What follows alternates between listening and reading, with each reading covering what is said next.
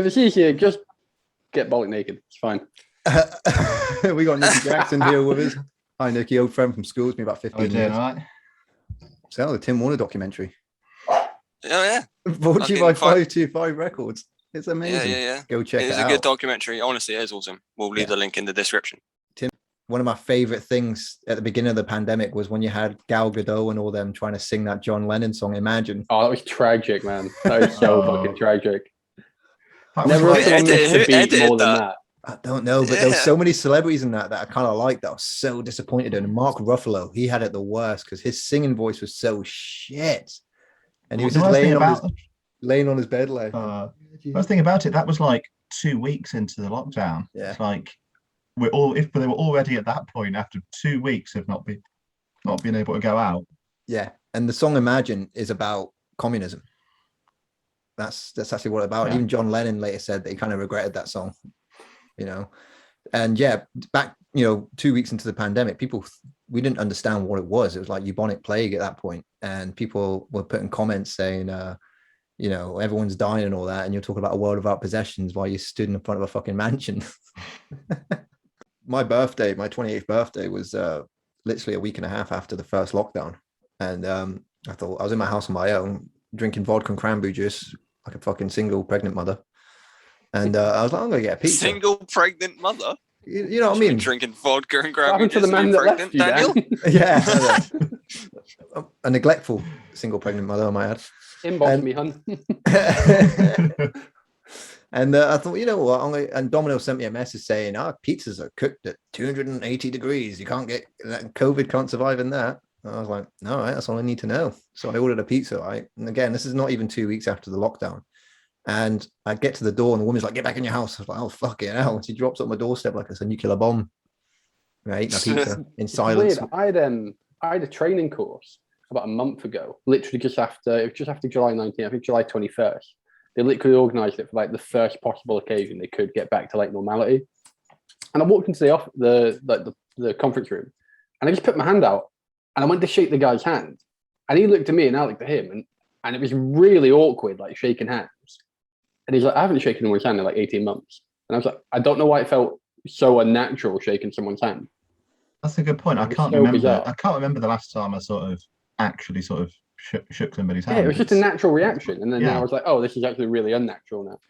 Handshaking. I've been fist bumping for ages. Dan's dad came to my door the other day, and when he was walking away, I fist bumped. And afterwards, I was like, "What the fuck did I just do?" I was like, "Why did I just do that?" I'm a big fan of the fist bump. I was fist bumping. Oh yeah, no, cool. I love it. Before it was cool. I think there's a lie. I think like Just Eat guys fist bumping them, you can just about get away with it. But like taxi drivers, they'll going up to the window and trying to fist bump a taxi driver for the sake of it. Yeah, you end up hitting that fucking window. Fuck. Sorry, mate, COVID. All right, here's a bit controversial. This one then: fist bump with the explosion.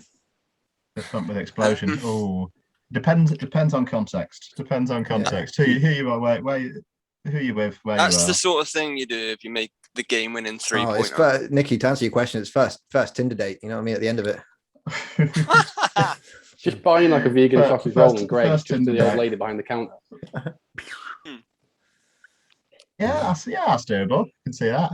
So here's a question for you, Nicky. Are you a Tinder man? Have you used Tinder in the past? I haven't used Tinder, and the reason why I haven't, it's more work related than anything. It's mad, but because I'm a teacher, what I'm scared of more than anything, because it only takes one, is a kid to pretend they're 27 or some shit. A kid at school I'm going to flick through Tinder just for a laugh, look at all these kids, and find it. It only takes one to spot you, and then find you in your fucking Borat mankini and shit. Like, well, that's not the picture I'd put up as my profile picture. I mean, it's out there, but it's.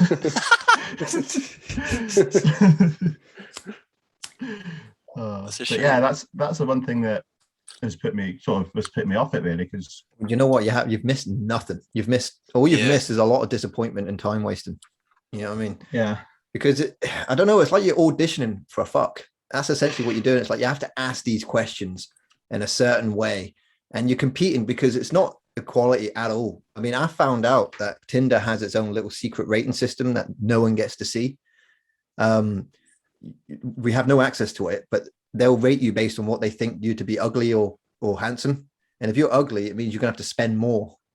I couldn't do it. I couldn't go through all the effort of like going on Tinder, having to like make up shit patter with someone and go on a date and like get to know someone again, just to know I'm just gonna fucking disappoint them. I was thinking of an idea. We need an algorithm. We need to come up with an algorithm, like a new version of Tinder, right? But it's transparency. So like, you know how you get like predictive text? Well, that predictive text is the truth. So you can never lie. We'll call it transparency.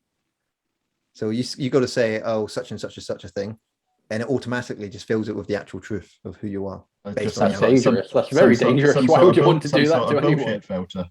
Bullshit filter. That's it. Yeah, exactly. I think I wouldn't need that. Everything that type is true anyway. I'm pretty sure they've already invented that. I'm pretty sure it's just called alcohol. Feature. You've already invented it. Yeah, it's alcohol, isn't it? Oh, alcohol. Yeah, but alcohol's a different thing. That's more Dutch courage. That's more sort of self-esteem in a bottle, isn't it? Like absolute transparency. I don't know. Let's find out. Ask me some questions. I like your tits. LOL. We'll find out by the end of the podcast. We've got a couple of these to get through. Will. I was lucky in the sense that I've been in a relationship all of lockdowns. All lockdowns have been in a relationship. So I feel really sorry for people that are single, that have been on their own. Like Sean. Well, wasn't it like was it not Pornhub who done like free memberships to like premium during lockdown? I missed that. There's so much free porn. They do it on Valentine's Day every year, don't they? As well. Like they know their audience. But lockdown wasn't. That's hilariously clever marketing. That is. I don't get it. People who pay for porn, right? You just type in tits on Google, and bam, there you go. Fucking 10 minutes on Facebook. Oh, that's your issue, mate. I've been posting it as my status, just tits, send, tits, send. Big tits. I found out today that I lost my porn collection. I put in my memory stick that I haven't used in ages, and I thought, what? Yeah, my porn stash is gone. I've never got memory stick. Who downloads porn? Oh, right. Well, back in the day, do you remember the torrent websites back in the day when like torrent porn? Yeah, but even back then, you could still just type tits in on Google. I didn't pay for pornography until I was 26 years old. Let me tell the story, right? So I was lifeguarding, and I was talking to this younger lifeguard who's like 19. His name's Toby. He's a nice guy. And we'll talk about porn. And I said, you know what bothers me, Toby, why I can't pay for porn is because it's going to show up on my bank statement. And some, lady that I don't even know is going to be going through these bank statements before they post it off to me. And they're going to know I watch porn. It's just embarrassing. And Toby goes, well, actually, they put it as a code word, so it doesn't come up as like porn. It's more ambiguous. It's like hotels and stuff. They put a name down. I got home that day and downloaded 3 porn videos. First time at 26. And instantly, when you bust that nut, I regretted it. I thought, oh my God, I just spent 28 quid on porn. And then 6 hours later, statement afterwards to see if it was down there as porn. No. I don't know. I haven't looked at it. But I remember, like, as soon as I bust that nut, I was like, oh, I just spent £28 on porn. And then 6 hours later, I was like, oh no, actually, I'm glad I did that. On the bank statement, it's actually down as the name of the video you watched. Yeah. Imagine what you'd actually get if you torrented porn. Like I remember trying to torrent like In Da Club by 50 Cent, and you get it, and you just be like some fucking tragic MP3. Like, what would you get if you got porn? My first time using BitTorrent back in 2008, I thought I was downloading the Star Wars Phantom Menace game for the PC. And I spent about 12 hours downloading this, played it, and it was the audio version of the movie. It's like, you mother. I miss downloading stuff off like LimeWire and that, because it was just like rolling the dice. What the fuck am I getting this time? Kids will never know that for us to get free music, we had to give our computer the equivalent of AIDS. It was ridiculous. The amount of fucking like malware and that you downloaded trying to get like an Akon song or whatever. Like, I can remember the computer I had sort of growing up when sort of using things like LimeWire and stuff like that. The speaker, like the sound was fucked on anyway. Whatever speaker you plugged into it, for some reason couldn't get the sound going. It was tragic. So what you had to do, you would download something off LimeWire, you would put it onto an iPod, listen to it there, and if it was shit, plug the iPod back in, go back and delete it. Talking about porn, right? Man in the middle. About paying for porn. See how you didn't think you'd get busted, right? Do you know? Remember that back in the day, the Television X and shit like that, the fucking with the 20-minute free view. Yeah, the satellite, and they'd say like, if you pay it, never appear on your bill. And I thought, oh fuck yeah! So like, put in my mum's fucking password, and like, you know what you do? You're a teenager watching porn. I don't need to go into the graphic details. But there's me thinking, oh, it's not going to appear on the bill. Haha, fucking busted. Like, bill comes and it says, oh yeah, it's blanked out, but at the end it says over 18s, blah blah blah, like adult. My mum's like, well, obviously this is porn, Sean. It's like, fuck. It's like you've seen that old man, haven't you? Who hasn't ordered a load of porn. He stood there with his missus, like the pensioner. Yeah, that picture. They're looking. Yeah, the picture of the old man. He stood with his missus with the phone. Horrified, looking at the statement, and just the look on his face. Yeah, he's got like hundreds of pounds worth of porn, and then he's gone to the papers like, I didn't buy any of this. In the picture, he's just like. And I nearly felt as bad as the time when I ordered the fucking. What was that wrestling pay-per-view called? Where you get to pick the event. Taboo Tuesday. Cyber Sunday or Taboo Tuesday. Yeah. I ordered that at my granny's like 1 o'clock in the morning. Me and my brother were staying around, and we're like, yeah, she'll never fucking know. Little did we know they were in the 21st century and got letters. So yeah, we got busted with that one as well. If you're gonna got a letter for like £50. Why did you get Taboo Tuesday? Yeah, it was. We couldn't pick what Sunday I stayed at my fucking granny's. You know what I mean? It just so happened to be on Taboo Tuesday. Granny, I can only stay during No Way Out. Taboo Tuesday was a pay-per-view on a Sunday morning. How did that make fucking sense? Granny, I'd really love to stay at WrestleMania or Royal Rumble weekend. SummerSlam week. Can I stay? SummerSlam this weekend, boys. SummerSlam, fucking is it? Honestly, I've watched so little. I've watched so little wrestling. SummerSlam, so one of their biggest shows is this week, and I know 2 of the matches that are on. Yeah, no, I'm lost. To be honest, I haven't watched it in about 3 years. Yeah, I know. It's Roman Reigns against John Cena, and then Lashley against Goldberg. Is Undertaker coming back? Because you're going to come through the ring or something? And make things better if he did. It's been a while since he has done, but yeah, I'm tempted to stay up till 1 o'clock this morning and watch AEW Rampage with CM Punk coming back.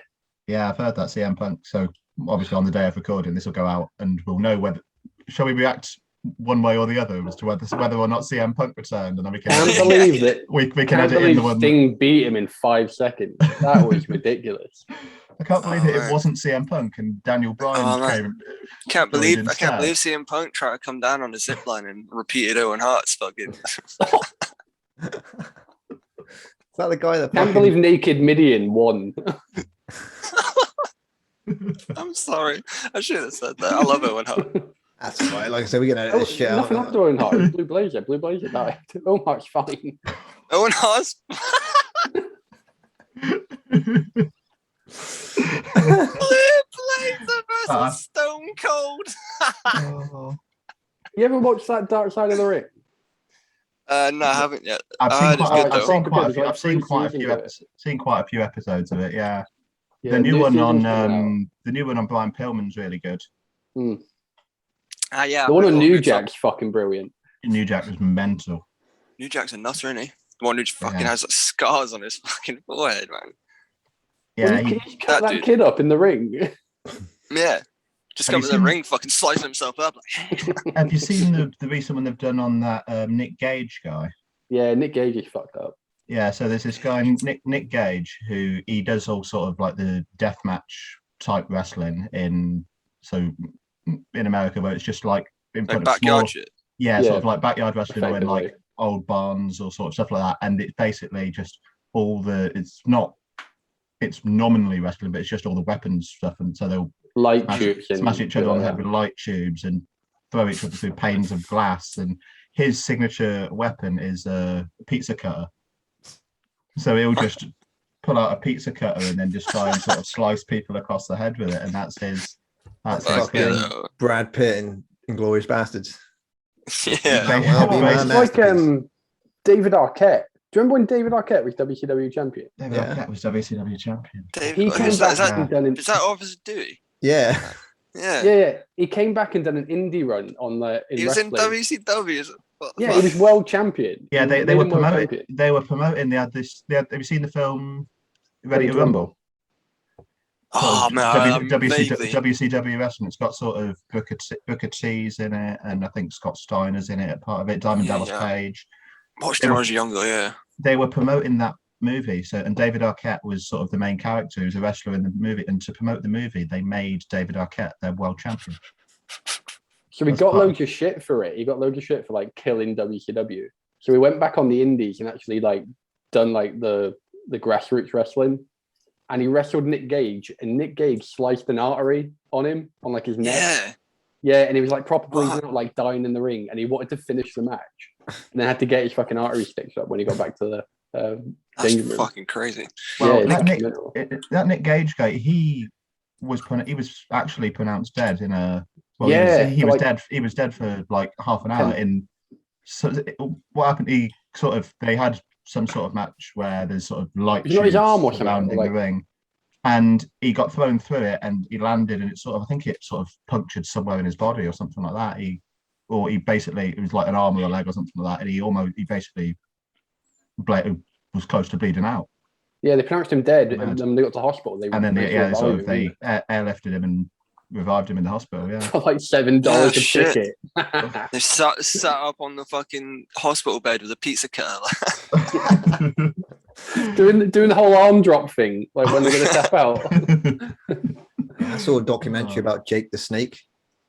The resurrection of Jake the Snake. Is that and like DDP helped him out. Yeah, and the footage of him before he got sober, wrestling like in his fucking 50s. Pants and that, innit? He's just like, he's so drunk and he's doing these shitty little stomps like in a college campus.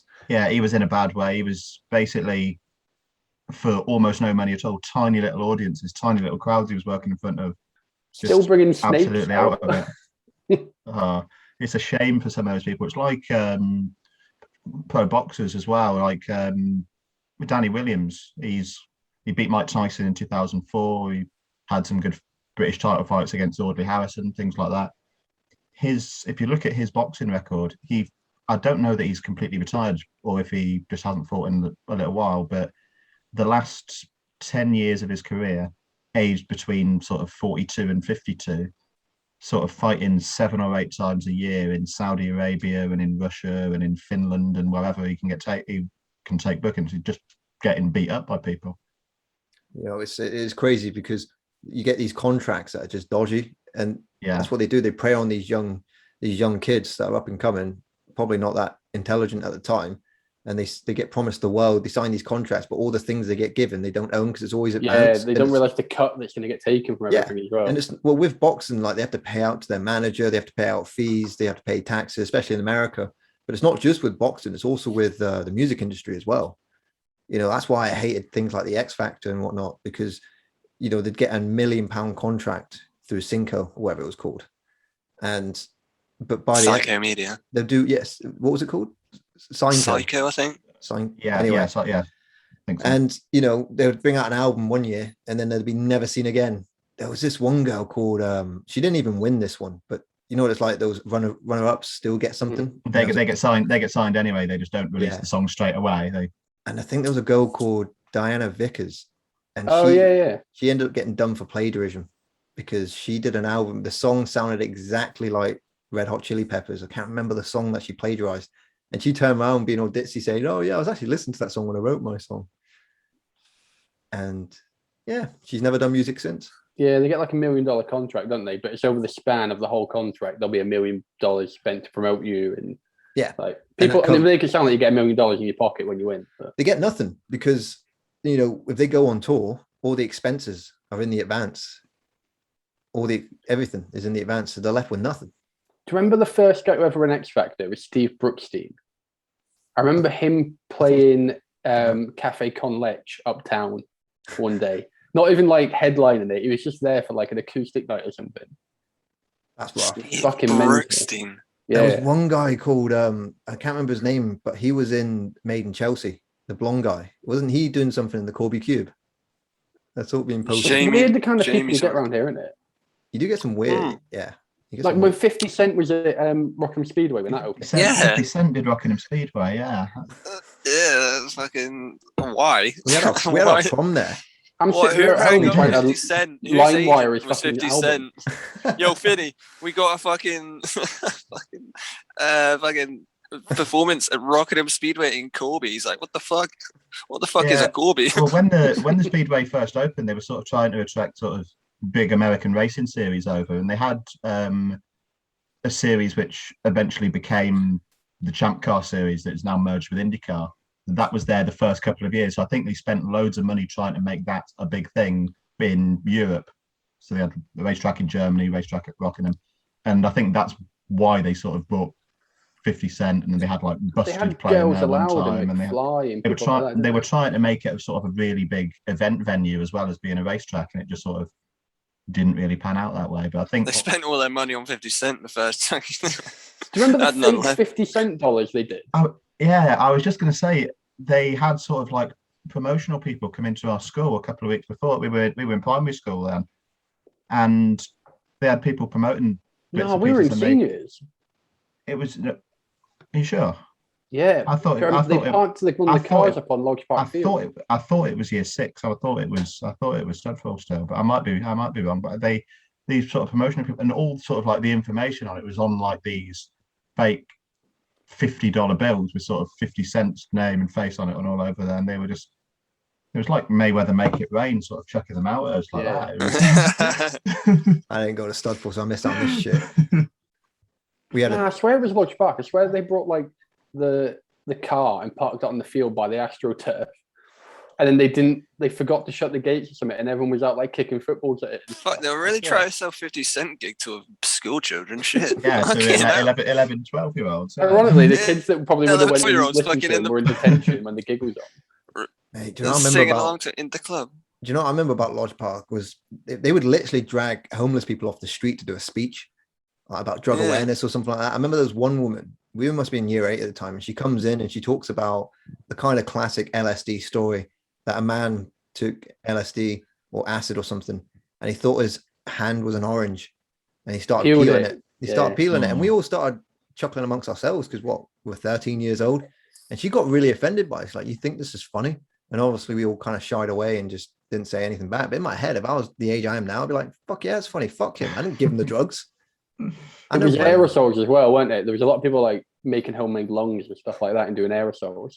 Yeah. And they were like, oh, you want to hear the horror stories? And I'm like, I'm pretty sure I don't believe any of these. And they do sound funny.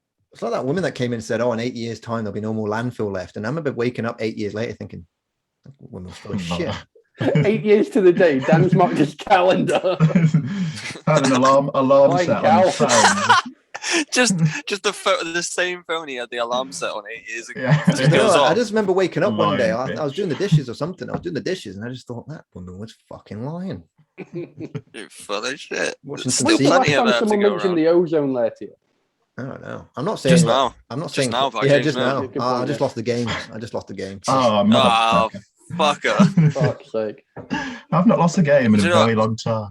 I stopped giving a shit about the game like 10 years ago, man. Yeah, but it doesn't matter. Even if you're indifferent towards it, you're still playing the game whether you like it or not. It's like society. And someone watching this is going to be like, fuck. About 200 locked in a room, like all he watches is the Savouring podcast because he knows no one plays the game. And he's like watching this episode. He's like, fuck. No, I can't watch anything. I got to sit in this dark room again.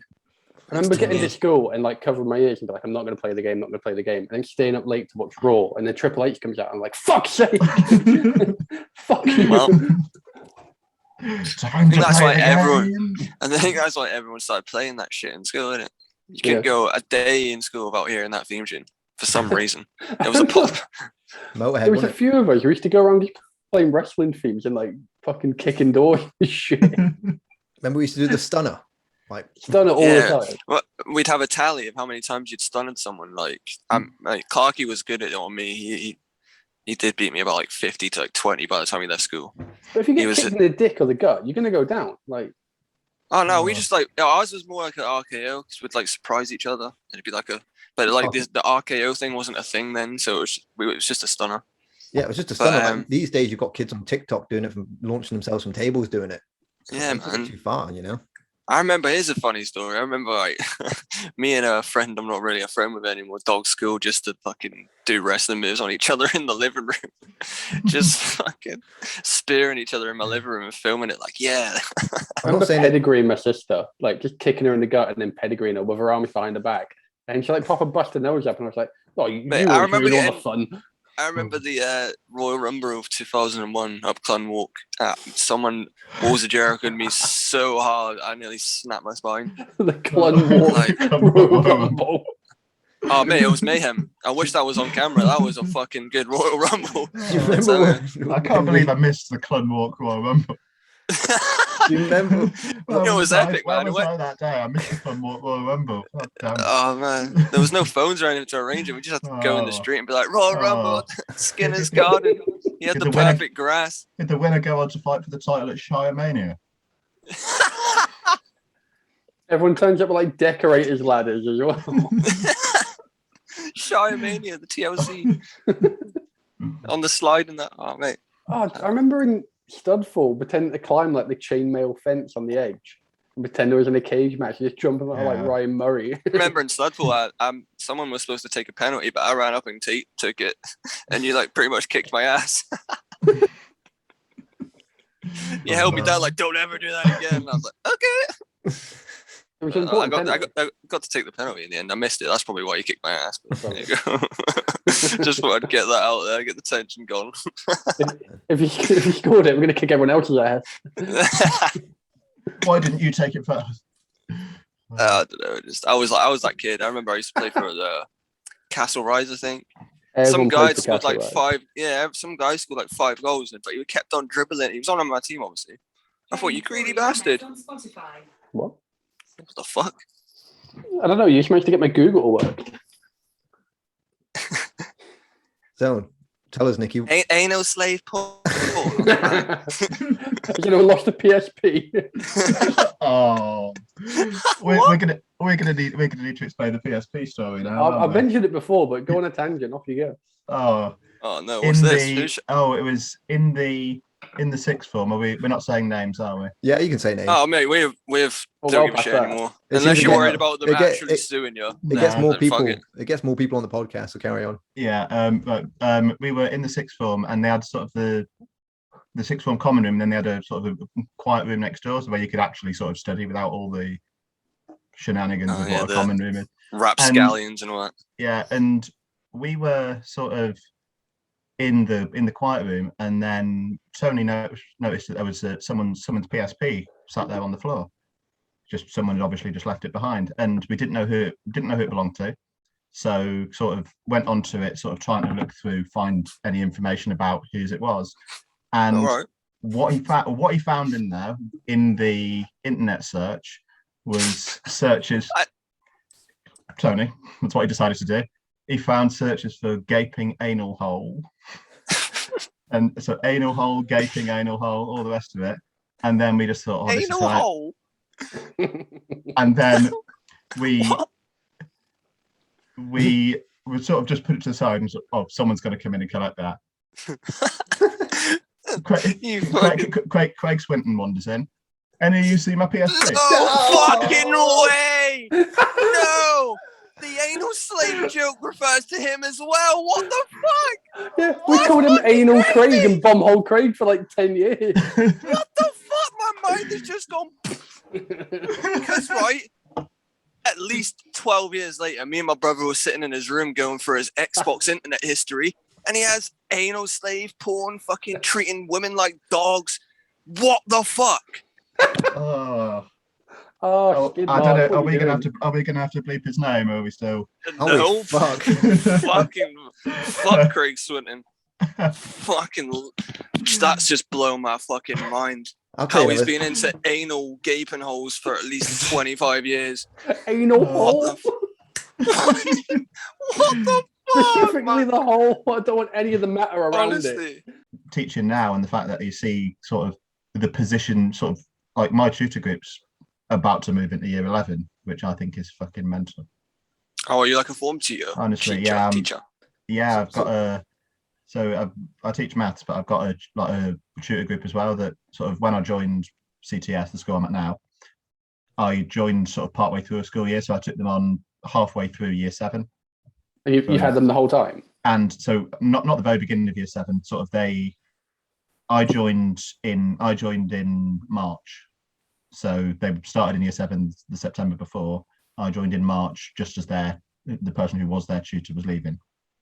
So I sort of took them on, and I've had them from partway through year 7 up to their year 11 this year. And honestly, it's mental. If you're saying it seems like just yesterday being sort of us being there.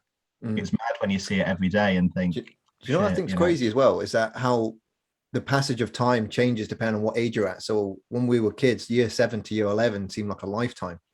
It's only 5 years.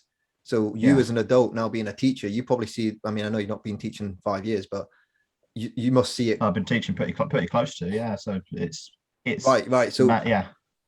So you're going to see it. That 5 years goes a lot quicker than it did for you when you were in year 7 to 11, right?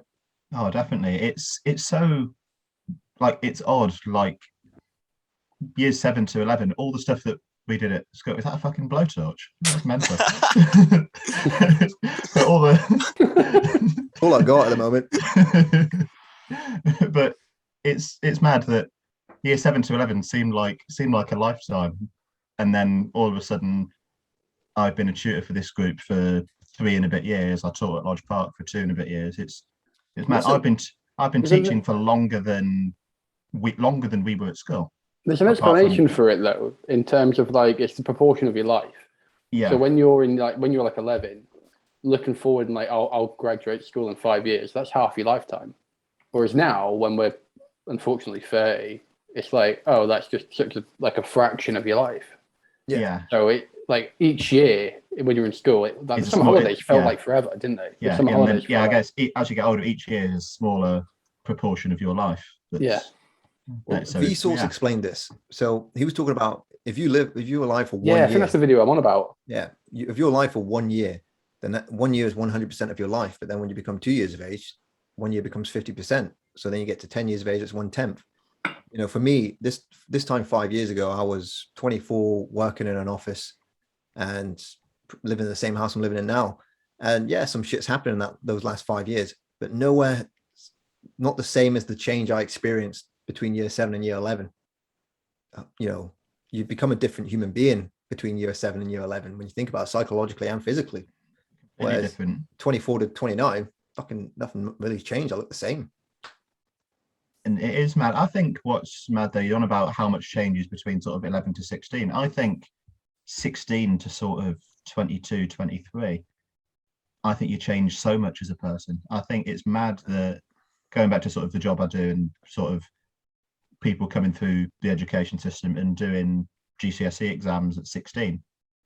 I think it's meant. I think when you think about it, it's kind of mental that you do an GCSEs at 16 when if you think just a few years later, how much better would you have been at the subjects you did if you did them at 22, 23?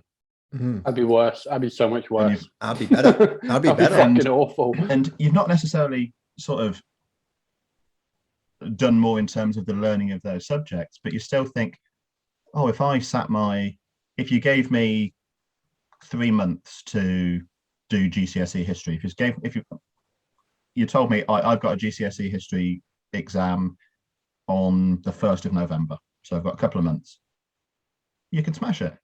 Mm-hmm. Without even thinking about it, you could smash it. And it's mad that because of sort of you develop that much more, it's really, I find it really interesting. That, you know, it's weird though, it's like the way my mind works is I wasn't ready to sit down and be academic at that age. I didn't become academic until I was about 19 years of age. That's when I fell in love with literature. And then it just grew over time. And that's the thing, people don't. And one thing that I see quite a lot as well, there's so much going on in your life at that age. You're sort of trying to find who you are as a person. You're trying to sort of socially find your place. You're still sort of making friends with people. You're unsure where you stand within the friendship group you've got. All the rest of that stuff. And you've got to study such a broad range of subjects as well. It's a good dozen subjects. Like at that age, I didn't know what I wanted to do. No. Like I remember sitting down with the careers advisor we used to have, Stone Cold Steve Huggins. Stone Cold Steve Huggins. Yeah. I remember sitting down with him and he's like, what do I do? And I thought it was funny. I went, well, I want to be a careers advisor. How do I do that? And he was like, oh, you're a dick. Like, fuck off. Would you like to join the army? Because that was his answer to everything. But genuinely, like, I had no idea what I wanted to do at that time. You ever heard of Vietnam? Yeah, I was about literally to know why it's on my brain. He has a card with Vietnam on it, like, Vietnam? Here's how you can represent your country, son. Here's how you can serve your country. But like, yeah. I've worked at 2 different places. I've had 1 job title my entire life, teacher of maths. That's the only job I've ever had. You know, which is kind of crazy. But it's so difficult for people sort of 16 to 18, like when you can work and earn money, it's hard for people like that if you're sort of in a sixth form, not sure whether you want to go to uni. Do you focus on your study? Do you focus on having money that you want to spend? Especially our generation as well. We're leaving school at 16. You're either going to go into education or go and get fucked up. It's, you know what I mean? I ended up almost being a teacher in a sense, obviously not with kids and all that, but one of my first experiences was being a sports coach for Haven, right? These are one of the worst paid jobs you will ever get, but they throw so much shit at you qualification wise. So you're an archery instructor, you're a fucking rifle shooting instructor, you go away for 2 weeks. And one of the things I used to teach was bike riding. And I was old school, right? Because you're meant to put them through this whole module of balance bikes and then this, that, and the other, and try and make it go on for as long as possible. So they're always booking on. And I was old school. I just get them on the bike and fucking push them. And 9 out of 10 times they would start pedaling. And it was such a satisfying feeling as well. Because, you know, it took some skill still to do it. Yeah. Even though I was doing the old school method. You've mastered that. Onto the unicycle. Here we go. Exactly. But yeah, it was penny farthing. One of the most satisfying feelings. Now I work with adults with personal training now, but one of the most rewarding feelings you can get in life is watching someone else succeed. So I might not be a teacher like yourself, but I've certainly been in that coaching position, and it is definitely a very satisfying feeling. And that's what sort of made me fall in love with it in the first place. The fact that it is so rewarding when you take someone from a position where they don't know what's going on to completely understanding something and being able to do it. There's not much that's better than that feeling, to be honest. To say, you know what, I've had that positive impact on that person. They couldn't do that. They couldn't do it at the start. They can do it now, and that's because of me. I've done it with some kids. I've done voluntary like football coaching for a couple of years, and it's like you said, the amount they grow up in like 2, 3, 4 years. When you see a kid who's like, oh, a bit shy, no, I don't really want. I like football. I don't really want to play because I don't really know these kids. Then like bonding with the group and learning their skills, and then in a couple of years, you think like what a development and what like a growth this kid's had, and you've been there to like help with it. Yeah, it's a really good feeling. And on that side of things as well, with it being football rather than something, I mean, I'm teaching the maths, which you see sort of more sort of the personal development rather than, because I'm getting them to be able to do algebra or be able to add fractions. You're seeing the development on the personal side of things. The kid that's started out really shy, then being able to talk to people and being able to make friends and things like that. So it must be the same sort of thing in basketball as well. They just come in, well, hey, and then 2 weeks later they're fucking developing a shot and driving to the rim. Do you know what I mean? So one of my favorite things is what I call the light bulb moment. When you experience that in someone, the light bulb moment, their eyes just go wide and they've just figured something out. The penny's dropped in something that you're teaching them, whether it be fucking bench press or algebra. You know, it's but you know what? Can't beat it. One reason why I can never be a teacher is because I'm a believer in karma, and I was a bit of a cunt as a student, so I'll never be a teacher because I believe in karma. We've ruined teachers. I've watched teachers go grey in 3 weeks because of my debauchery, and you know. I remember Mr. Mobbs. Do you remember Mr. Mobbs? He was only there for about 9 months, like a year. Now his dad was the IT tech. Oh yeah. He didn't get much abuse. I don't think Niall's dad signed something. We just called him Niall's dad all the time. Yeah, just even like his kids called him Niall's dad at one point, didn't they? His own kids. And you know what? You could see in his eyes, he's like, as long as they leave me alone, I'll say yes. I'll agree to this. We did. We left him alone. He was like the black sheep of the teachers. Do you know who got it the worst though? Like underratedly, Miss Marshall, library teacher. Oh, in the library. But she deserved it. She was just a demon. We used to hang out in the library like all the time. I know, but like she was like she reminded me. She was like the last baby boomer. Oh, she was like the first baby boomer. She was like patient zero of baby boomers. It was like the weird animation program that you had. That was amazing at it, wasn't it? It was GIMP. No, GIMP. GIMP? What? GIMP. Yeah, there was a program called GIMP, and it was like an animation thing. Oh, like it was like graphic thing. Yeah, and Brett recreated some of his own. They were amazing. Oh yeah, Brett. I remember I drew like it was a little character, and it turned into a skid mark. It turned into a poo, and like I'll press print, and I don't know why I thought it'd print the whole like flick book of it, but it just printed like a picture of a shit. And I printed it to one of the IT rooms, and this little year 7 knocks on like the fire escape of the library, and I opened the door. I'm like, all right. He went, are you on that computer? And I went, yeah. He went, Mrs. Hayes would like to see you. I was like, right. And Mrs. Hayes was quite intimidating. And I walked in, to like a room. She went, "Did you print this?" Like they tracked the computer address to like my account, and she was like, "Do you think this is funny? It's feces." And I was like, "Yes, feces? Yes, I do think feces is born funny." in the 1920s. Yeah, she's like, feces. You're 16 years old and you think feces is funny. I was like, I think it's incredibly funny. Yes, I do. Vulgar, you rapscallion. Get the cane. I did some questionable shit in that school. I remember one time, this is like year 11. This is fucked up.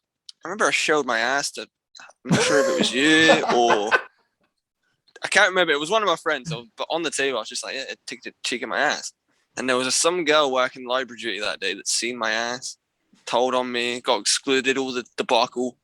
And I remember when I come back from my exclusion or whatever it was, Mr. Rushton was like, yeah, sure, he could be seen as a pedophile, you know. Like, I was like, I'm 16. How can I, you know what I mean? I was like, what? I showed my ass to my friend and I'm all of a sudden on the sex offenders register. What the fuck's going on? It's weird how it's come full circle and now you're on a podcast with weird Americans flashing their ass at you. And yeah, that's what I'm saying. It's just... That's what I mean. Like this is we're experiencing our own karma now. You know, we got the bullfrog out on us, and I'm thinking this is karma for Luke Heath. Yeah, that got cold. That'll be on Patreon.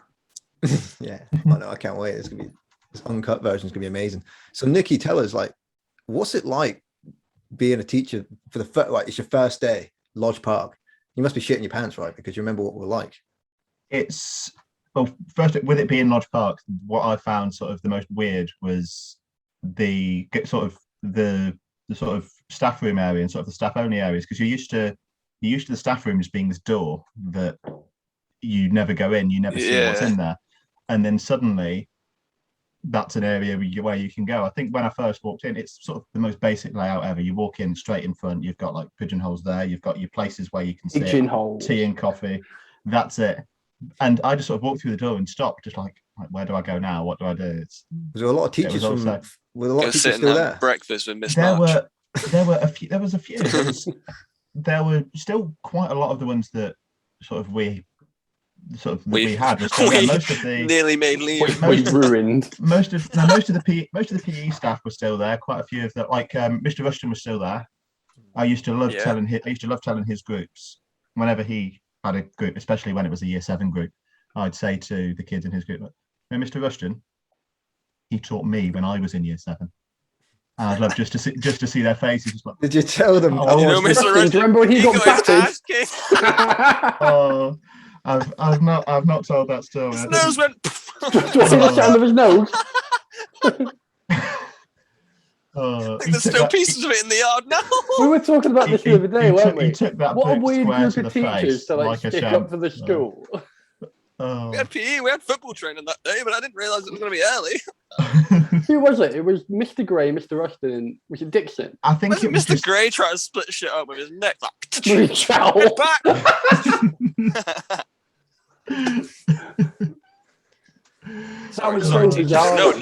No wonder half of them are grey now. Fuck me. Some of them are still in their 20s, for fuck's sake. They're grey. Remember Mick, the technician? Yeah. Mick, he was in the tech room. He used to just cut wood and plastic and stuff here. Mick, like just the band store.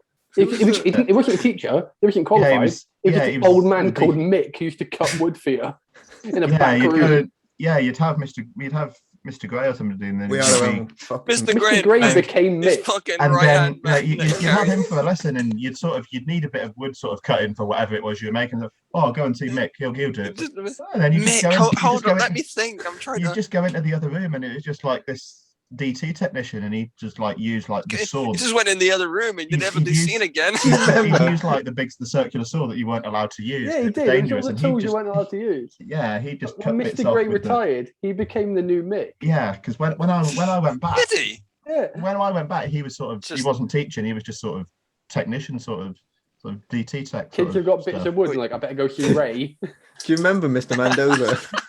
Oh, Mr. Mendoza. Oh, I told you this story about him making Grant Holt eat clay, and what? We're all I was like, everyone in like. You eat clay now, motherfucker. No, it was like, do you remember that room that was all like a cage? You had like the fucking boiler and stuff in it. Yeah. Yeah, everyone was lobbing clay about, and like Grant was getting pulverized with it. And then he walked in and was like, no, stop. And then Grant's like, they're making me eat clay, sir. He went, okay, you eat that bit and then no more. That bit, you can eat that bit, but then no more clay after that. Grant's like, okay. Is that why he got fired? Clay. Making them eat clay. He got sacked for smoking weed in the year 11, so. Did he? That's a true story, yeah. I didn't know that. Oh man, so Nicky, you got to tell us, right? So when you go into that staff room for the first time, right? How are you received? Because you were a good student, right? So they would have actually liked you. Yeah, it'd be different if I turned up fucking with a bunch of books and that. Like, you're right. A tie halfway down here, like I'm motherfucker. I'm the new PE teacher.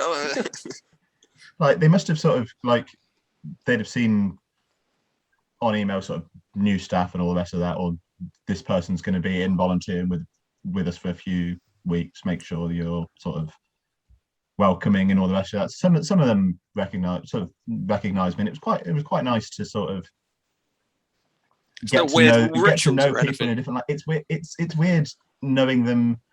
I think knowing first names is weird to start with. Sort of eventually you get to know people and whatever. That's what you refer to them. Yeah, because they're Sir and Miss for like.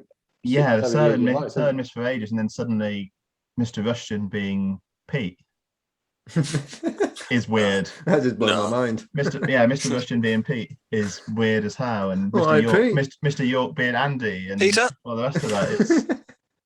It's different. Peter. Do you ever go see you later? Mr. Goodson was Hugo anyway, but Hugo, is he still there? Was he? He was still there. Yeah, he left. So I left the sort of about Easter of 2018. He was still there then, but he left in the summer of 2018. So he was young. You know what was weird? It was when we started in year 7. Waterworth was our head teacher. Yeah, he started just near then, didn't he? And we had him for our entire like normal school life. He left when we were in sixth form, didn't he? Nicky, and the amount of like turnover they've had in head teachers since then. It's not been, like no year since I have experienced the same. No one's been successful since Waterworth. The last 2 years they're starting to get some sort of stability back, and they've got a head teacher now there that's apparently quite good. But so I only remember that because you used to call his babies all the time. I fucking hate it. Mate, have you ever had to dish out the strike system, Nicky? No, I was just amazed that dangleberries were only strike 1.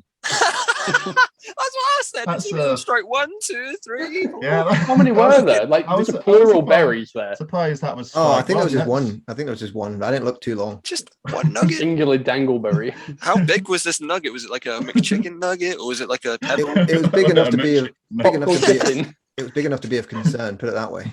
Big enough to still be in my brain after 9 years. Big enough to deserve a strike. On the ruler, how would you measure concern? Fucking no. He just whipped out his. He just whipped a ruler out. You know what? It was the size of pie. All right. Get a tractor out while you're behind the scale to measure the nugget. Yeah. Dangleberry squared. I'll get a compass out. I'll get that one with a big fucking needle in it. Oh, what's that? I'm just measuring your dingleberry. That's only one strike. You're lucky. Dingle. Off to the bus stop you go. Protractor out to measure the angle of the dangle. Protractor. What's that thing you put the thing in and it has a needle in it? Imagine compass. Where's X? There it is. What is X? It's a dingleberry. It's an anal hole.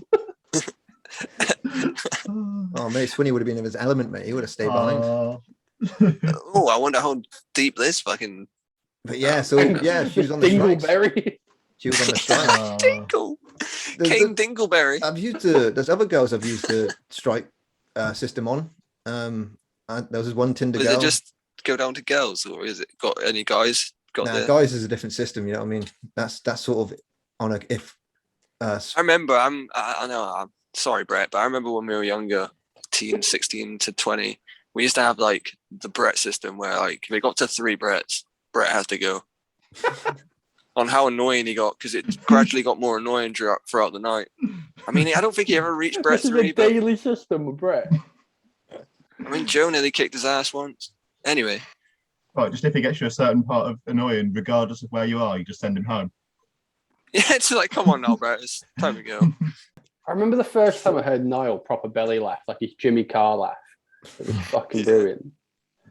Oh man, I ain't heard that for a while. I remember one time it was snowing. Yeah, it was snowing, and I went to go throw a big block of ice at Niall because he wasn't looking, just because that's what we did when we were never looking. It wasn't snowballs. It was ice covered in snow. But I slipped on my ass on the road, and he turned around like laughing his ass off. And he comes over with his big ice ball, and he slips on his ass on the road as well. And we're just lying there laughing like, yeah, checkmate. We're so fucked up. I remember the bus crashed down as well on a snow day, and we all escaped out the fire exit at the back.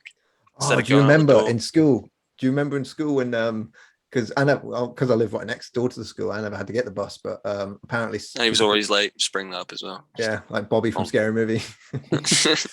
And but I understood that people who did take the school bus were fucking arseholes, to put it lightly. And one day they did an assembly. The morning one was all right. The one home was, where. You're going to have to tell me some of these stories because I never took that bus. So you're going to have to share some stories in a second. But I remember they did, well, wait for it. They did an assembly where they actually had the bus CCTV footage on an assembly, like on a projector.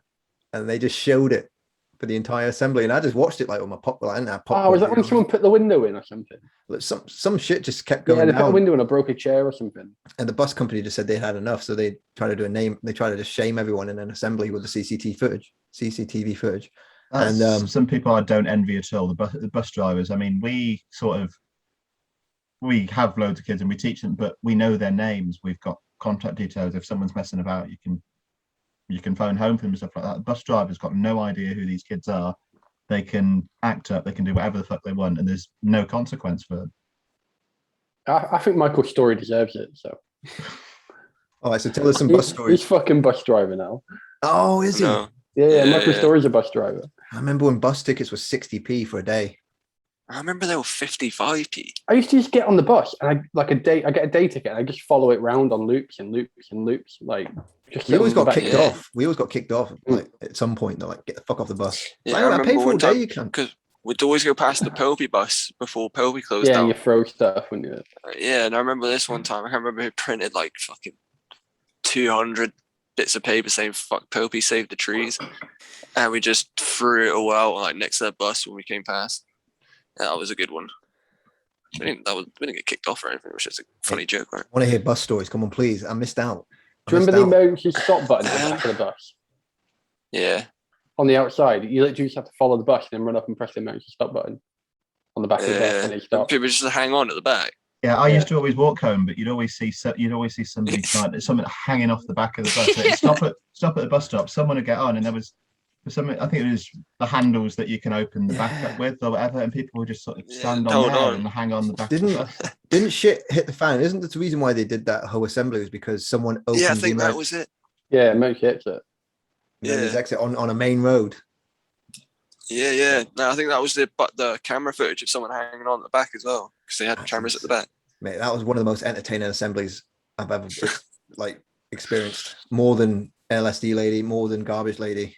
Do you remember Mr. Dixon reading that letter out from that guy that died? What? No. Tell me. The guy that was in prison. There's a guy who went to prison. He got murdered after we got released. Oh yeah. He was like close with him and shit. Yeah. Apparently he sent Mr. Dixon a letter when he was in prison, like, if I'd listened to your wise words and teachings, I wouldn't be in this position, and I regret being a little cunt in school. Do you know what? I think that he's just like kissing his own ass himself. I don't remember that assembly. I think that's happened. How can I get these fucking kids to behave? I don't know. I'll get a letter from beyond the grave. Yeah. Wake up and smell the coffee, you're 11. Those gates aren't there to keep the idiots in. It's there to keep the idiots out. Smell the coffee. How weird is it that he shaved his mustache off? Yeah, look like Ned Flanders when he shaves his mustache off. Just doesn't look right. He look like a Scottish Ned Flanders. Jesus. Ugly neighbourinos. Hi diddly do. Do you remember his wife, rest in peace? She was a French teacher, and she had a very thick Glaswegian accent. And we had her, me and Sean had her in year 9, and she'd be like, "All right, kids, sit down. Je m'appelle." Somebody could have died. That was hers. When you used to push each other on the stairs, she'd always come out. Somebody could have died. And that was it. That time when she chastised you. That must be a Scottish thing, man. Remember Fergie came out when RVP got fucking booted in the back of the head with a ball. He's like, you could have died. Yeah. I thought I was thinking RVD. RVD, yeah. Rob Van Just gets Dam on the getting corner booted in the flag head. like the whole damn show. Seen this one MF Doom hat on me. MF Doom, yeah, I got them rocking MF Doom. I thought I'd include a little bit of hip hop in there, so I got my Doom hat. Here's a tough question for you. Yeah, favorite track? Just one. From MF Doom. Yeah. That's that. Yeah, but that's that. It's just because his flow on that entire song. If you listen to that's that, just the first few lines, there's like 30 words that rhyme with each other. Oh yeah, no. He's just absolutely. It's just Doom. I love him just for his rhymes and his flow anyway. But that's that song. Just if you just listen to it is just one verse. There isn't really a chorus to it. It's just all the way through. But he rarely has choruses, man. He's just straight spits fire and then he's off, isn't he? Yeah, but there's a part because that album on that Born Like This album, you've got the song before it. I can't think what it's called. His name's just gone from me now. It's Born Like That. Is that the album with the gold mask? Yeah, the gold mask on it. Yeah. Yeah. The song right before that's that. It's More Rhyming. It's called. You've got More Rhyming, and then that's that. Back to back. That whole album just flows though, like it's like one continuous. But that 2 tracks in a row, just ridiculous to listen to. There's so much in terms of there's so much rhyme, so much of his flow. He's unreal. I love Doom. I could talk about MF Doom for a very long time, but there's my favorite track's Hey on Doomsday. Just because how can you incorporate Scooby-Doo into a fucking track like on the beat? Just randomly hear Scooby in the background. Like, there's so much. That's the thing with MF Doom. There's so much random nerd shit that's amazing. There's so much random nerd shit that's amazing. That is involved. Scooby-Doo is one obscure fucking just a sample to put in a hip hop track. It's just mental. All of his stuff, like the album he's got with Danger Mouse, that Space O's. Yeah, it's The Mouse and the Mask. That album. That's a great album. What is it that I like? Benzie Box. I think that's it. The beat from I love the beat from Benzie Box. Even without Doom rapping over it, that's an amazing beat. Have you heard his album with Bishop Naru? I have. Neruvian Doom, yeah. I've heard a few tracks from it. I don't think I've heard it all the way through, but that's quality as well. Yeah. Yeah, sorry, we can go on. We could do. we could do. We've got. So, but yeah, rocking MF Doom on the hat. So yeah, man. I was going to say we're not sponsored by MF Doom, by the way. No, we're sponsored by Tim Warner and 525 Records. Yeah, the link will be in the documentary. Good segue. Good segue. If a documentary, then Tim Warner's got a quality documentary out there. Yeah, link is in the description. But I think James sucked his dick once. Speaking of good documentaries, right? There's a Russian guy out there called The People. He has his own regular Russian language YouTube account, but I don't fucking understand Russian. So a couple of months later, he always brings out English dub versions, and he snuck into North Korea and did a 2-part documentary. He was in China when the Rona broke out. He's recently done South Korea. He's done Venezuela. It is fucking graphic, man, and I highly recommend it if you're into that sort of shit. His most recent documentary is South Korea, and their technology is that. What's the capital of Seoul? Is that the capital of South Korea? Yeah, Seoul, South Korea. That place is the future, based on what I saw. Like, so people are so addicted to their phones that when they cross the road, if the light's still red, it will spray like vapor at them to let them know that not to cross the road yet. That's the only way people know. Because their heads are just always down. Like. Yeah, they have cushions on the windows of buses so you can lay your head to sleep, and you've got an app on your phone that will notify you when your bus stop is coming up. It is mental. That's lazy as fuck. I know, but it's just cool. Like that place is the future. They have train stations have a nationwide ban on cameras being silent. Like when you take photographs, the flash has to be on and it has to make a noise because of so many men were taking photographs of women under their skirts. Yeah, I'm sure that was in Swinney's porn history. Japanese upskirt flash. Well, South Korean in this case, but South Korean, yeah, upskirt. Where was this Russian guy when the fucking walled city was up in fucking Hong Kong? Walled City? Oh, you mean no? Because that got demolished in 1993. Where is this guy? He sounds like the kind of guy that could have got in there. Yeah, but he's only documentary. He's only our age. Fucking what? He's done all this fucking stuff in the last career in China in the last 4 years. I'll tell you an interesting. Do you want to? All right, let's do a bit of fucking geography. You don't mind, Nicky, do you? You like geography? On you go. Meanders. What do you think of meanders, Nicky? I'll see if I can keep up. All right. So in Hong Kong, there was a place, one of the most densely populated places in the world, was known as Kowloon Walled City. It got demolished, I believe, in 1994. It started off as a refugee camp in like the 60s, I believe, and it just got bigger and bigger and bigger. 50,000 people lived in a space of 6.5 acres, which is 4 football fields put together. 50,000 people, and they could only build up to 14 stories high because of how close it was to the airport, because planes would literally fly right above, so they couldn't go higher than 14 stories. And it was known as the City of Anarchy because the Chinese police wouldn't go near there and the British wouldn't go near there because, you know, my dad was in Hong Kong for 2 years in the army. He was in the Scots Guards, and I said to him, I was like, what was Kowloon Walled City like? Because he was there, and he said, actually, I never went to Kowloon Walled City. We were just told if a white face is seen there, they'll never be seen again. That's what he was told. It's mad. They policed themselves in there. They had their own mafia that ran it, and you get like people that would build more than the 14 stories, like unofficially, and it'd just be like sticks and fucking boards and bricks, and they chucked all the trash on the roofs, and in the alleyways, it was just like a medieval city.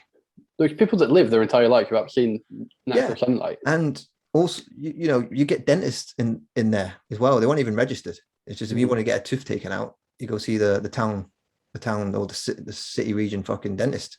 So they basically built their own society, their own society, their own civilization out of the fact that there's nothing else available to them. There's a really good documentary on YouTube about it. It's a French, but it's got an English subtitles. Right. And it's really interesting. They go through the whole fucking hierarchy of who runs the walled city. There's like 2 pixels on the screen at any time. Gets that old, but it's really good to watch if you've got the patience for it. Man, I love that. And what else as well? Yeah, so this Russian guy, I can never remember his name, but it's called The People. Really recommend it. He also went to Venezuela, and because of they have a socialist economy. Well, they have a socialist it's a socialist state, and it was booming in the 60s because they put all their money into their oil. What did they call it? Nationalized their oil, and that was going great up until the late 90s, and then the price of oil fell, and the whole society just collapsed.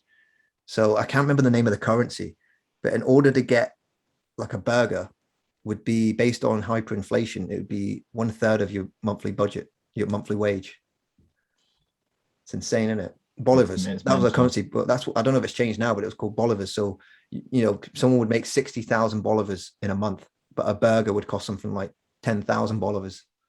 But I got the United Sharp kit from '92, you know, the blue and stripy one, and it was fake as fuck. I was gutted. They've remade that one, didn't they, now for this year? Yeah, it's like the away kit or something now. It looks similar. And then the one last season, the human race one, was dog shit. It's like, the human race stuff's fucking awful, man. Yeah, they let someone just got fucked up and get them a bunch of crayons and like make this. It's like Pharrell just sat there with crayons, like sell it. Michael J. Fox is trying to make these kits with crayons. Is it the Puma ones this year that? You seen the United City third? They took the badge off it, didn't they? Fuck is that? It's just got Man City across the front of it rather than looks having the badge it's like on. a Primark fucking on sale. As a training kit or like casual wear, it's fine. But as a kit, it's like sacrilege. Not even that, right? That's like a die-hard fan thing to buy, isn't it? Like Man City. Like you expect to see it Skeggy Market on like a hanger when you walk by the store. Yeah, like one of them. Next to one of them footballs that smells like strawberry. What were they? I used to lick them. Do you remember that on like the springs? You used to boot them in and come back. I did, honestly. I used to lick them. Ooh, that smelled good. And then it just tasted like fucking plastic and like tennis ball. Tasted like a condom. How do you know what condom does? He's covered in fucking knockoff Durex condom. I was trying to think of like a latexy, plasticky thing. Condom's the first thing that popped into my head. Well, them footies used to be great to kick around on the beach, though. You'd score absolute worldies because as soon as you booted it, the wind would take it wherever. Have you seen that guy at Dover that boots it into like the channel and then like the wind brings it back and he traps it? No, I was on Lad Bible. I used to follow them back in the day. I can't fucking stand them anymore. They're tragic, shit like that's tragic now. But by the way, Nicky, are you nervous about going back into the new year, September? Nervous? Well, we've started back because our term dates are similar to what Brook Western used to do. Still do. Is that what? So is that what the school CTS is now? It was Brook Western. So you've still got sort of Brook Western, so CTC, Brook Western, CTS. It's just near where the train station is. If you're going from the train station on the way to the town centre, right? It's that. Where the bridge is, where the train. Yeah, just after the where the Jehovah's Witness Centre is. Yeah, when we were growing up, it was deserted for ages, wasn't it? Yeah, they didn't have it wasn't a proper station or anything. They had a little shitty looking platform bit that I don't know that when trains stopped there, they used to load them or something. But Colby was pushing trolleys off that bridge onto the train track. Yeah, I remember Colby was booming for about 5 years after I left. I'd say between 2009 and the Olympics, Colby was booming because so much money was. Niall, that's why. Was it Niall? Yeah, Niall did it. Niall got loads of grants for being fake blind. He was involved in the Paralympics. I'm not sure if you're aware of it, but Niall played a part in the Olympics and Paralympics. Still trying to get that high five, though, isn't he? Yeah, unfortunately, yeah. I don't know how many times I've watched that clip. It's fucking brilliant. Oh, brilliant. Niall was fucking great. He's been on this podcast. I love it when he goes in reverse. Oh yeah, that cut you put of it on your little promo video. You put the backward, the reverse, the reverse one. The reverse and goes back and does it again. Yeah. Someone's got to have a camera from the other side filming that. They've got it. They've got some sort of reverse angle on it. I had pictures on it, but I had a really shit phone then, so there's about 3 pixels in each photo. Yeah, that's the thing with those JPEGs back in them days. You go on MySpace and all that. If you can get access to your old account, you go on there. You look at some of the quality of the photographs. You think, nah, they've redone it now. You can't get on your old profiles. Yeah, on the updated MySpace. I got rid of mine just before they did that. Anyway, I got rid of mine because I was starting doing my teacher training and stuff like that, and I was sort of cleansed everything social media wise. Sort of. That's it. No one's going to find your MySpace. Yeah. Well, did you have bad shit on your MySpace? Did you? Like, and no, but it was Nicky. Like, fuck no, you, but it was just him doing a handstand fucking beer bong. If I was athletic enough to do a handstand, I'd have kept it up there. Just a beer bong. I went back on it when they redone it, and I was like, "Oh, I'll go on my old profile." And then I remember there was like they were trying to get back. Remember, it's like big for blowing bands up, bands that make the page and like get followers. Yeah. They were trying to get back into like live streaming events. And I logged into it, and then in the corner there was like a gig live in the corner, and it was Paul McCartney. I was like, "Fuck this shit!" and just logged out straight away. Yeah, man, I remember like, some of my old cousins' bands stuff. You can't play all that old music, like Corby Band's music. You just shove their stuff up there before gigs and that. Like you can't play it anymore. It's gutting. Yeah, I've got an old parkour video on there that I can't play anymore from 2007. Oh, it was really big for shit like that, like parkour blew up on MySpace. Because MySpace was in competition with YouTube back then in the first year. It was weird. So so I'm really fucking high. So yeah, you were just saying that you're nervous. So you're not too fussed about going back. It's no big deal. Our school's weird because because it's still August. It's still technically the previous academic year. So we had a 4-week summer holiday. We don't get 6, we get 4, and then we've got the kids back in, still in the same year group and still in the same classes as they are before. So I've got my groups for 2 weeks. We've had 1 week. I've got my groups for 1 more week. And then when they get back in September, suddenly the year 8s are now in year 9 and they've got their new teachers, their new timetables. The year 9s are now year 10s. And that's when our new year 7s come up. So do you still do the tradition of popping on a DVD during last days before Christmas? We do. Yeah, we do. There's the same DVD. Same. I've bought the last audio version of fucking Star Wars Phantom Menace. The last couple of years, I've bought DVDs, and all the kids always think they're shit. Oh, okay. I'm really limited on what we can do because we're only allowed, even though like my shooter group. Well, this year there'll be they'll all be 15, so I'll be able to bring in 15s. But we were limited to 12.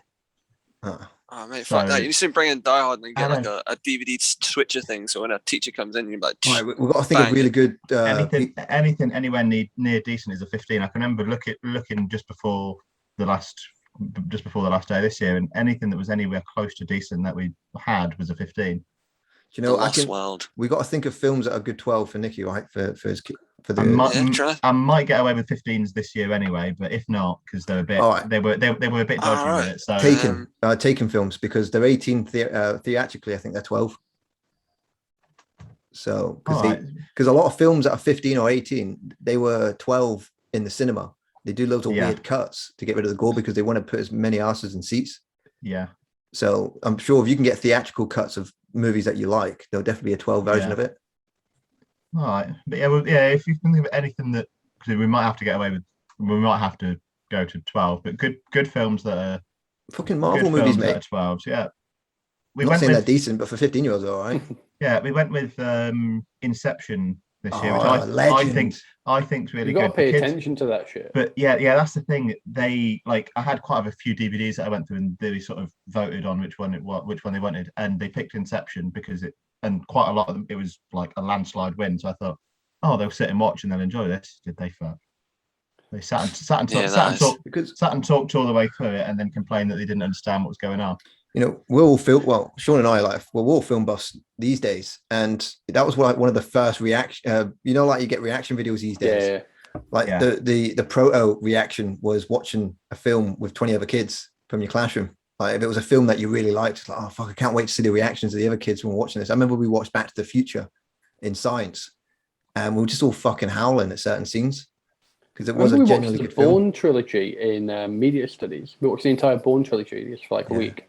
I only watched Hot Fuzz in English. Yeah, that was quality. Harry Potter films, like when Order of the Phoenix just came out, we watched that in English. That was good. That's disgusting. It's disgusting now, but back then it was like, oh, fucking Harry Potter. When you're a kid, yeah. You know that bit in Harry Potter where he wakes up for school and then decides not to go into school and like gets his two mates and they Harry Potter is a fucking wanker. Just for no, wait, that's Ferris Bueller's Day Off. My bad. Oh, we had a teacher that she was the first person to ever show me Ferris Bueller's Day Off. We were about 13 at the time. Yeah, Miss Shipton. Shipton. And I was like, she was sound. She was cool as fuck. She was sound. She rubbed me up the wrong way when we first started, because she was a new teacher when we started in year 9. Because she gave me my first ever C4. Because at the time, I don't think she realised how severe these punishments. Yeah, I went all of year up until year 9 negative sleuth without a C3 or C4. Right? I'd forgotten that existed. Fucking sleuth. Oh, Nicky, you have to tell us what you got these days now, or what you did have. But so she gave me a C4 just because I didn't show up for detention.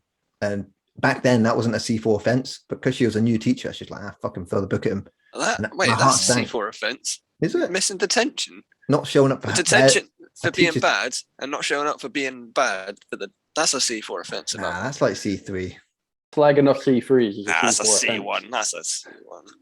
But so she, in hindsight, she was a sound teacher because I'm like, she introduced me to Ferris Bueller's Day Off. So I want to go back to what you said earlier, Nicky, about you started school in March. Like, there was always teachers starting at the end of the year. Is that like a transfer window for like teachers to start in school? It kind of is like that. There's basically 3 times there's 3 dates for you to hand in your notice. Basically, you can hand, like I handed in my notice. It was last day in February, which meant I could leave at Easter. If you hand in your notice by the end of May, you can leave in the summer, and then I think it's the end of October to leave at Christmas. So basically, when the terms end, so Christmas holidays, Easter holidays, end of term, you've got to hand in your notice a couple of months before. But I've got no recollection of anyone ever leaving at Christmas. It's always like you come in September and there's a new teacher there. Yeah, not most do. Most leave in the summer. Because I'd been looking for a job for a little while anyway, because things got so shit at Lodge Park. I'd been looking for a little while, so I went at Easter. So like a thing that you hold up like a new shirt, like standing, shaking hands, right? I've got the fucking tie on. We don't have to keep. Sorry, I was going to say we don't have to keep this bit in, but can you tell us what went down at Lodgy? It was just how it went downhill. sort of the last hey, part of the. He never took his hat off. I don't think I have, have I? Oh, you look like James McAvoy on the camera. You do look like James McAvoy. You look like a young Xavier. Yeah. You look like Xavier in the 70s when he's taking heroin. Even if we're taking this bit out, can we just have that as the thumbnail? Just James with the hat on. You were bald head out for the first time. Yeah. Sort of. When we were in school and it was a technology college, that's because that's what the Labour government were doing. If you were a technology college, you get grant after grant after grant. Yeah. If you get a tech lab, if you get a laptop lab, if you get whatever, you can get this funding. Yeah. And it's weird how that. It's all private now. Yeah, it was a really good thing. We were at school. Yeah. But then you look back on it, you think actually, like, it was just to get money in. Yeah. Yeah, because we got money thrown at us back then, didn't we? Yeah, they got the new computers and sort of the tech areas and all the rest of that. But Year 7's getting laptops. Yeah, Year 7's getting laptops, and we missed out on that, didn't we? By a couple of years being out. The extension, the sixth form block went well over budget as well, didn't it? That cost the school a bomb. Yeah. They went like 3 times over budget or something. I'll tell you what cost them loads as well, and this is in between when we left and when I rejoined as a teacher, sort of in sort of that little gap.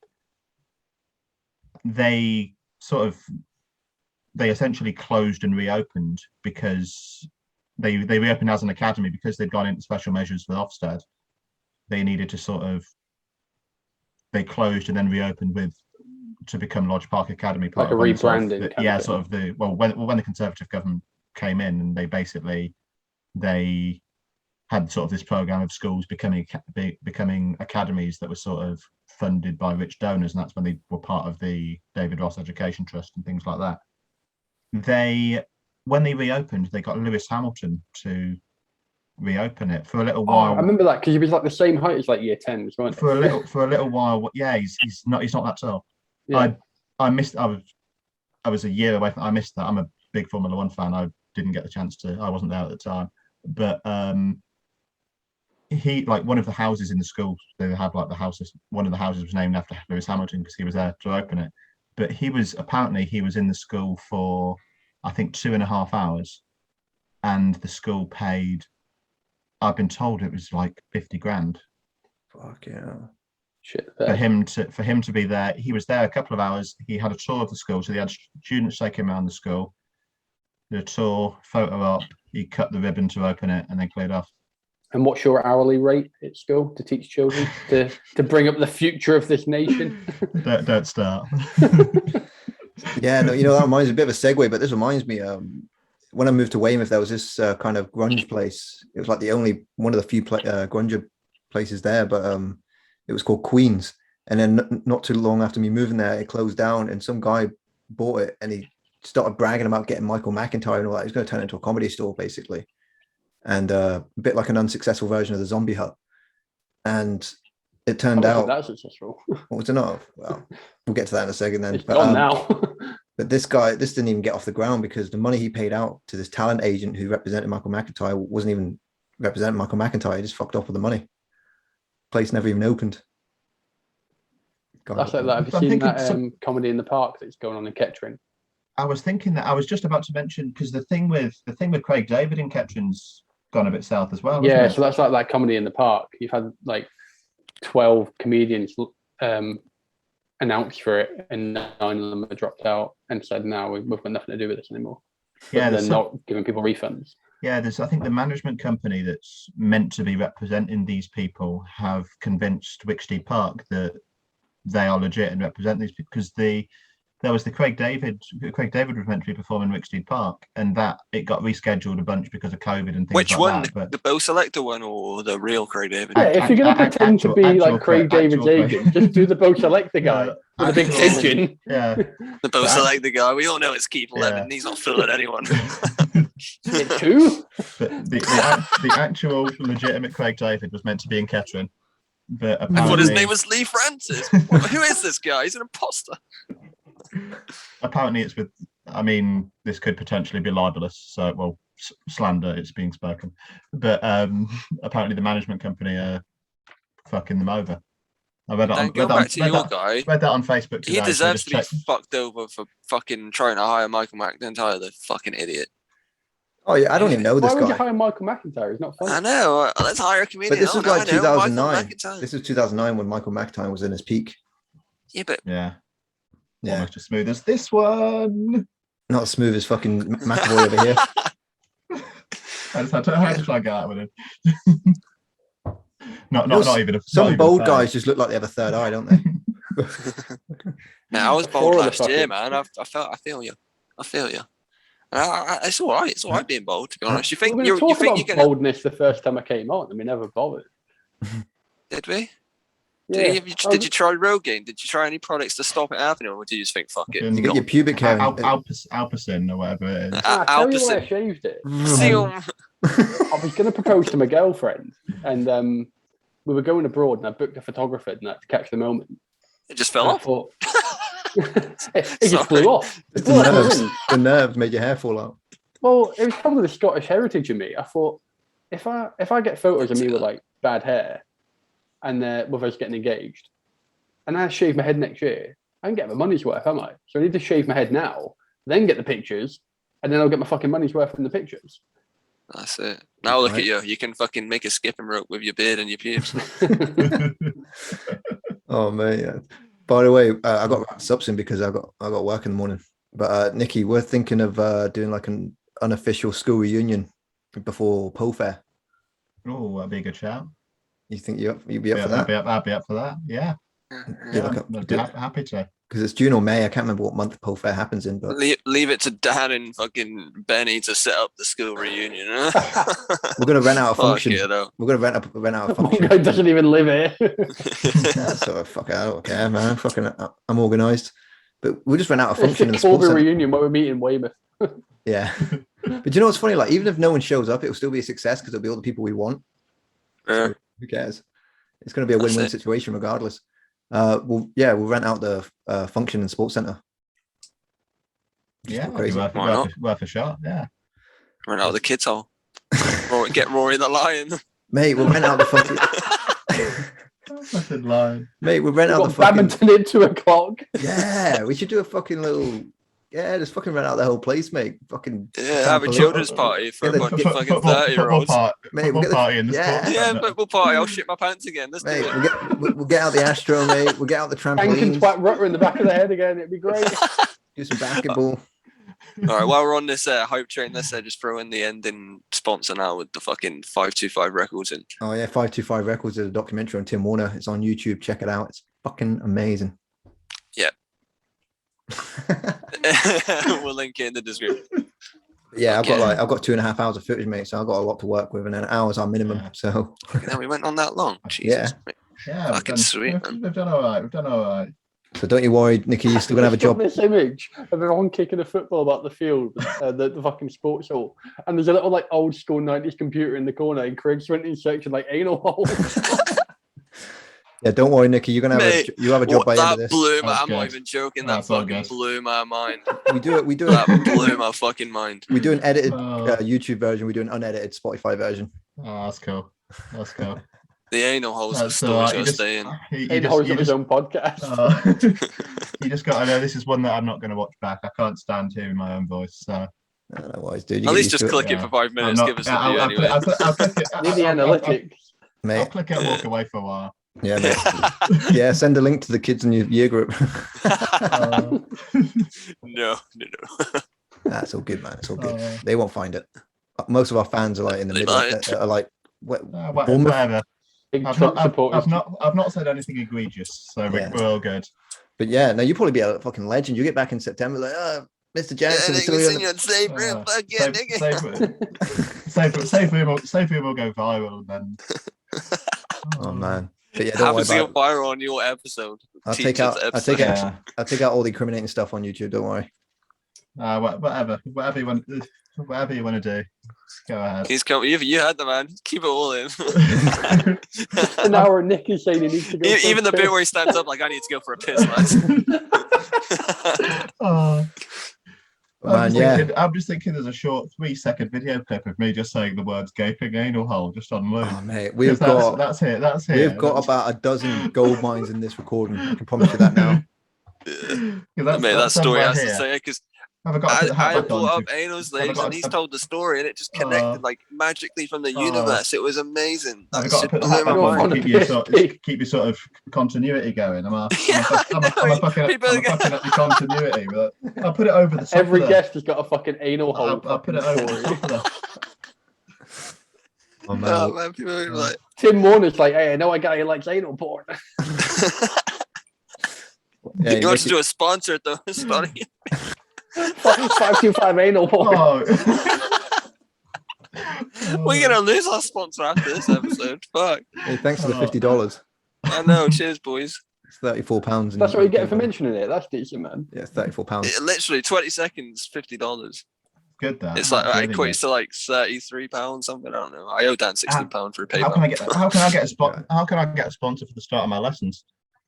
It's all right, kids, quiet now. Any of the UFC clock sponsors. Oh, mate, for your Christmas movie, you just show this episode of The Save Room.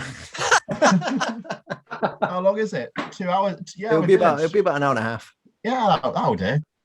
Some guy he's like, when's the gaping anal hole story? I'm waiting. I've seen it before. Everyone wants to see it. You got to find a way to make this 12 rated. Yeah. I don't think it's possible, man. I love how we called Craig Skidmark for like 5 years to his birthmark, and then we started calling him Anal Craig after we found his PSP. I just thought it was a fucking update. As if he was looking at anal porn at that age. I refuse to watch it now, even if it accidentally comes onto a video. I'm like, what the fuck? I'm partial to it, not the slave bit. I mean, no, I don't. Anyone you even want the lot. Do you like anal? Be my job, but I don't know. There's something about it. I'm just like, oh no. I like the idea of it. I don't like the practicality of it. I don't. It's like a McMuffin. It's like a sausage egg McMuffin. I like the idea of it, but when I've eaten one, I just feel lousy and shitty. When I've eaten an anal slave, that's not an end goal I achieve for. What, to feel shitty? You know what the end goal is going to be, but you still do it. I don't do it because I did it. I know I'm gonna get shit on my dick, but fuck it, all right. Yeah, I'm like, you know what? I'd rather just watch this professionally, where they have all the instruments to make that. Watching it like, I don't want to play football for a living, but I watch it on TV. all the poo's been scraped out first and cleaned. Mate, they go like South Korea on a women's a-hole. Nothing wrong with professional porn, mate. We didn't even talk about Afghanistan. I've been watching this all week, man. I love it. Yeah, it's cool. I feel like I'm back in 2001 when this all shit kicked off. It feels just like the exact same. Yeah, it's like the exact same feeling. It's like nostalgia. It's like, whoa, it's happening again. Yeah, man, deja vu over the whole thing. Yeah, it's mad, isn't it? See, yeah. Anyway, we could do a two-parter. Yeah, we'll do this again another time. Hell yeah. On the Afghanistan podcast. Yeah, part one is part two is Afghanistan. Nicky's going to message us on Tuesday like, I got fired because you fuckers. Mr. Jackson, can you step into my office, please? You've been on the internet talking about anal holes. Specifically the gaping kind. And the slave kind. Jesus. Oh, it's been good. Yeah, I hope it met your expectations. Oh, it's been really good. I've enjoyed being on. I'm sure you've got enough serious shit to mix with the stupid shit. So we're all that's exactly what we're about. That's the game plan. Yeah. It's a delight as always. I could talk to you guys for fucking hours every night, man. But yeah, get the word out. James is the glad to be on. unintentional third member. Yeah. Just bring him along with what's a third of $50? Get that in my fucking PayPal. You weren't there with that arrangement. We'll have to bring that up next time. I was meant to be. What the fuck? You didn't tell them. You know what? You're fired already. You're fired. Thank you. Oh, fucking yeah, fucking love it. All right. Well, best of luck in September, Nicky. Hopefully we'll catch you next spring. Yeah, happy for it. Nice to see you. Happy to be on. Anytime you need me, just let me know. I'll have to get you on with Niall at some point. Happy to deliver the goods. Yeah, man. Cool, man. Get Nicky in on spring as a disgraced teacher who got kicked off. Kicked out the teaching profession. Oh, I'm so badly dependent on your editing, man. Hey, I've protected whole fucking blue ticks, with 50k followers, mate. People still think Noah's blind, mate. It's fine. I know, that's still That's still a thing. Yeah, don't you worry, man. Just whatever. You'll be happy with it. Nicky, like a really bad version that you put together just for him. Oh no, that'll be on Spotify. Yeah, you get a full. I've not said anything I can't defend. You're good. Yeah. Don't you worry about it, man. We've got your back. Have faith. We got your back. All right, cool. Good. Peace out, guys. Take it easy. It'll just be us two in the prison, not you. You'll be fine. See you. Peace out. See you later, boys.